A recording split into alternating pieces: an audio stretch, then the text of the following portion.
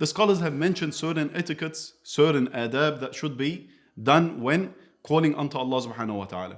For example, it is recommended that a person be in a state of tahara, in a state of wudu.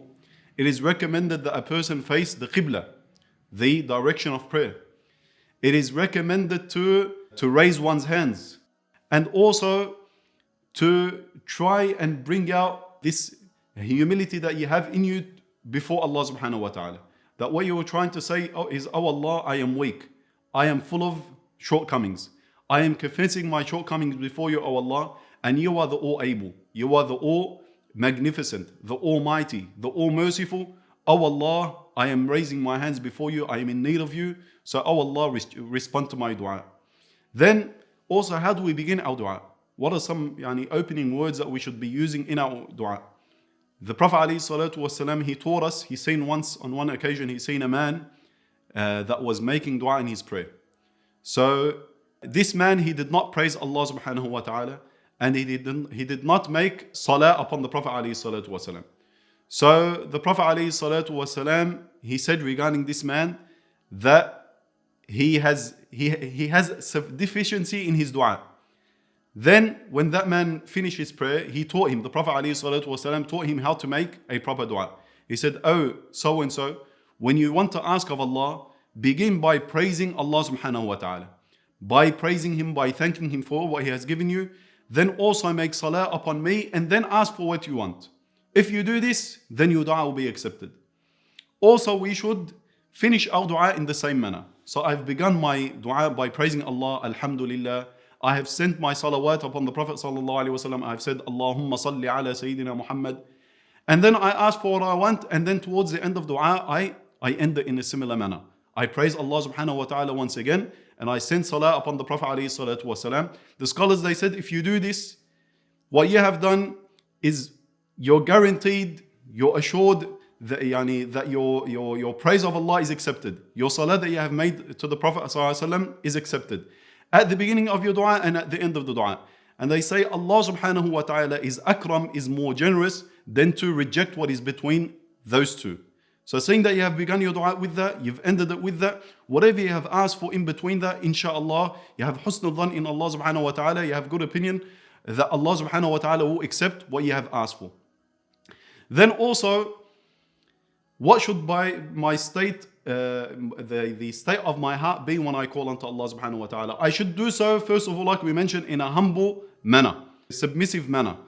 And also, another important and essential ingredient in my dua being accepted is that I have complete conviction in Allah. That, oh Allah, I have complete conviction that you are able to give me what I have asked for. Oh Allah, you are my Rabb, I am your slave, I have done my part. Oh Allah, as you have promised me in your book, that you will respond to the ones that call unto you. Oh Allah, fulfill your promise. You have this conviction in your heart. If you have this, guaranteed your dua will be accepted. You should have complete conviction that your dua now has been accepted. Now, when we say your dua is being accepted, doesn't mean that straight away that what you ask for is going to come to you. No. You should know that it will come either sooner or later, in this world or in the hereafter. So these are some simple etiquettes to keep in mind when we call unto Allah subhanahu wa ta'ala. Also, what are some of the don'ts, do's of dua? And as it's coming also a very famous incident, the Prophet ﷺ, he describes a traveler. This traveler that is, in a very disheveled manner, his hair's everywhere and he's got dust all over him. And then he calls unto Allah subhanahu wa ta'ala, but his dua is rejected. And then the Prophet ﷺ, he says, how can Allah respond to such a person when his ma'kal is haram? His food or his sustenance is from a haram source, and his clothing that he is wearing is from haram source, and everything that he is doing is haram. So the Prophet ﷺ, he said, such a person, his dua will not be accepted. So we try also our best to live a halal life, to make sure that the income that I have is from a halal source. Make sure what I am getting up to is pleasing to Allah subhanahu wa ta'ala. These are also essentials to keep in mind when you call unto Allah subhanahu wa ta'ala. When we call unto Allah subhanahu wa ta'ala and we ask Him, what should we be asking Him of?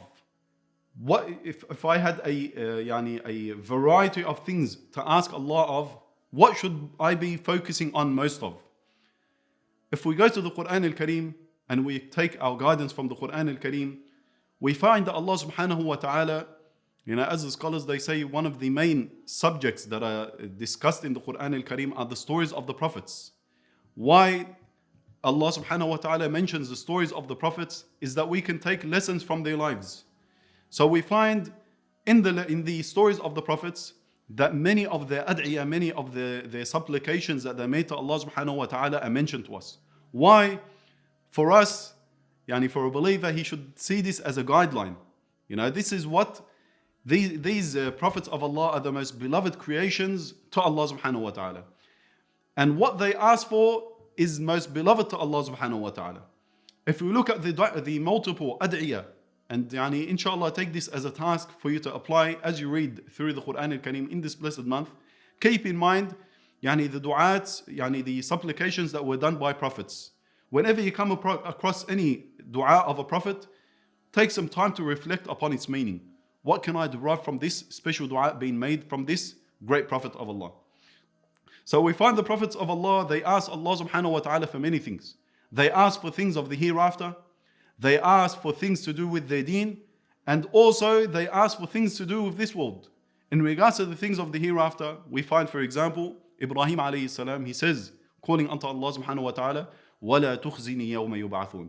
O Allah, do not forsake me. Do not humiliate me on the day of resurrection. We find that they also ask for Jannah. They ask for the Jannah of Allah subhanahu wa ta'ala. وَجَعَلْنِي مِنْ وَرَثَةِ جَنَّةِ النَّعِيمِ. O Allah, make me from the inheritance of Jannah. From this Jannah that you have prepared for your pious slaves. We find that they also ask for things to do with their deen. They ask that Allah subhanahu wa ta'ala protects them from going astray and to give them the tawfiq, the assistance to stay upon what is pleasing to Him. Ibrahim alayhi salam, once again, he makes a dua to Allah subhanahu wa ta'ala after completing the rebuilding of the Kaaba. He says, رب اجعل هذا البلد آمنا وجنبني وبني أن نعبد الأصنام رب إنهن أضلن كثيرا من الناس.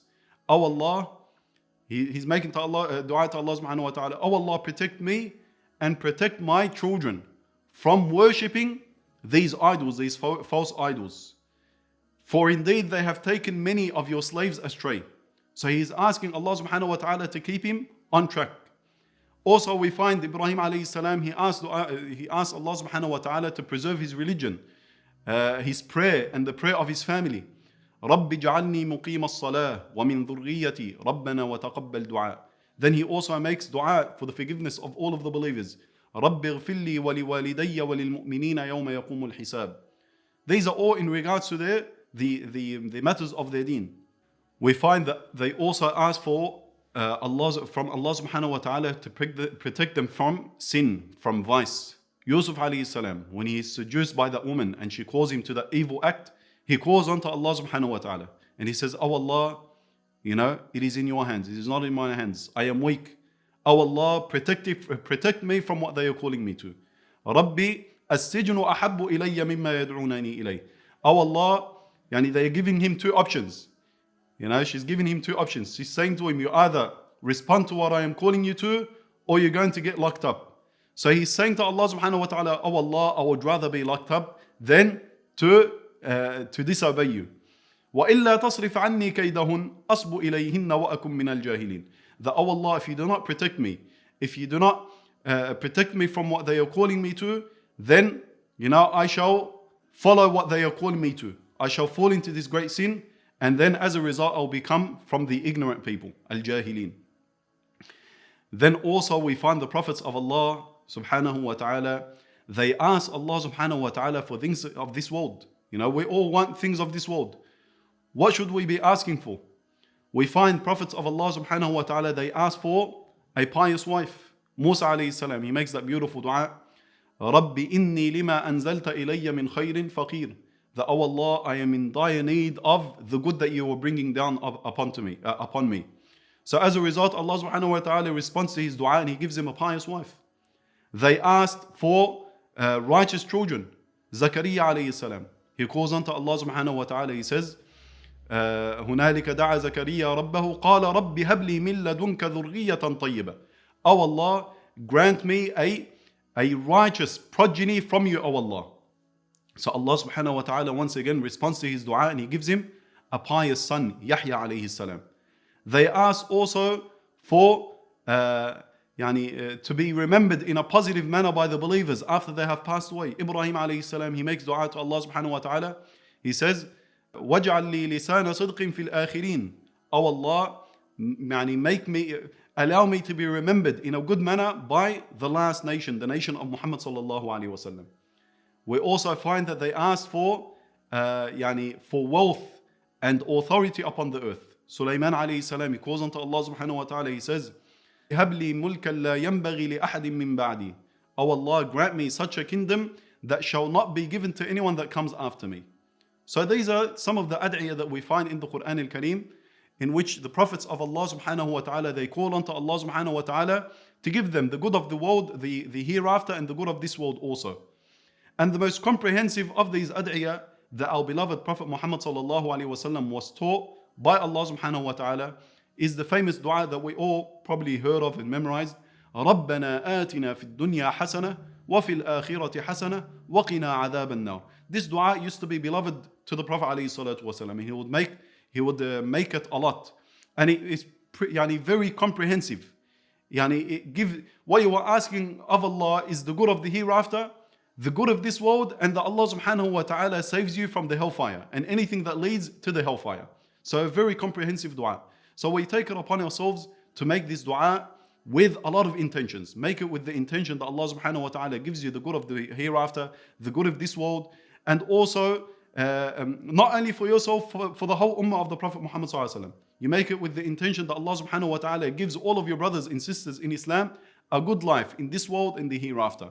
So we ask Allah subhanahu wa ta'ala to make this blessed month a month full of barakah, a month full of acceptance, and a month full of forgiveness. If you enjoyed this video and other content that One Path Network produces, please head over to the link below and find out how you can support us. Jazakumullahu khairan.